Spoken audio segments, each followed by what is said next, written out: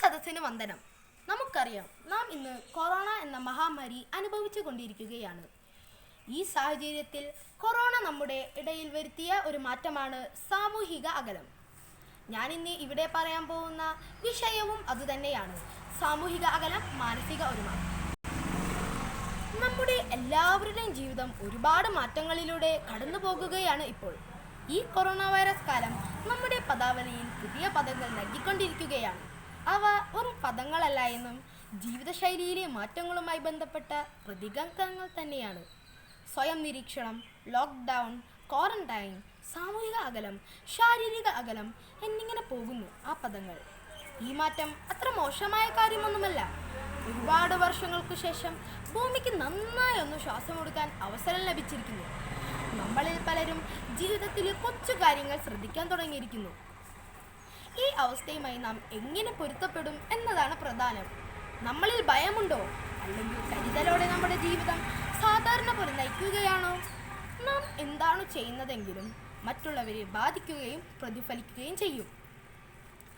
COVID-19 തുല്യത കൊണ്ടുവന്നു. അവ വംശമോ ലിംഗമോ വിഭാഗമോ ദേശീയതയോ ഒന്നും പരിഗണിച്ചല്ല. എല്ലാവരും ഒറ്റ വഞ്ചിയിലായി.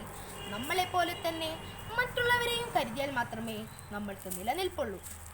മഹാമനസ്കതയെക്കുറിച്ച് ഈ കൊച്ചു വൈറസ് നമ്മളെ പഠിപ്പിക്കുന്നു. മറ്റുള്ളവരോട് ദയയും അനുകമ്പയും കാണിക്കുന്നതിനുള്ള അനിവാര്യത പഠിപ്പിക്കുന്നു. സാമൂഹിക അകലം ശീലമാക്കാനാണ് ആവശ്യപ്പെട്ടിരിക്കുന്നത് എന്ന് പറഞ്ഞാൽ മറ്റുള്ളവരുമായി ഒരു അകലം പാലിക്കുക, അവർ വൈറസ് ബാധിത ആണെങ്കിലും അല്ലെങ്കിലും. യഥാർത്ഥത്തിൽ സാമൂഹിക അകലമല്ല നമ്മളോട് ആവശ്യപ്പെട്ടിരിക്കുന്നത്, ശാരീരിക അകലമാണ്. നമ്മുടെ സാമൂഹ്യ ബന്ധം ഇല്ലാതാക്കണമെന്ന് അതിന് അർത്ഥമില്ല. സാമൂഹ്യവും വൈകാരികവുമായ ബന്ധം നിലനിർത്തിക്കൊണ്ട് തന്നെ നമുക്ക് ശാരീരിക അകലം പാലിക്കാൻ കഴിയും. വീട്ടിലിരിക്കുമ്പോൾ നമുക്ക് കൂടുതൽ വൈകാരിക കരുത്തും ശക്തമായ കൂട്ടും വീട്ടുകാരുടെ സ്നേഹവും പോഷിപ്പിക്കാം. കുടുംബ ബന്ധങ്ങൾ ശക്തിപ്പെടുത്താനുള്ള ഏറ്റവും മികച്ച സമയമാണിത്. ഇങ്ങനെ സാമൂഹ്യ അകലം പാലിച്ച് മാനസിക ഐക്യത്തോടെ ഒരു പരിധിവരെ കൊറോണയെ നമുക്ക് ചെറുത്തു നിൽക്കുവാൻ കഴിഞ്ഞിട്ടുണ്ട്. മറ്റു രാജ്യങ്ങളെ അപേക്ഷിച്ച് നോക്കുമ്പോൾ നമ്മുടെ നാടായ ഈ കൊച്ചു കേരളത്തിൻ്റെ മരണനിരക്ക് കുറയാൻ ഇടയായതുമെല്ലാം നമ്മുടെ ഒത്തൊരുമയുടെ ഫലമാണ്. വരും ദിവസങ്ങളിലും കൊറോണ എന്ന മഹാമാരിയെ ഇല്ലാതാക്കുവാൻ നമുക്ക് ഒരുമിച്ച് ഒറ്റക്കെട്ടായി പ്രവർത്തിക്കാം. നന്ദി, നമസ്കാരം.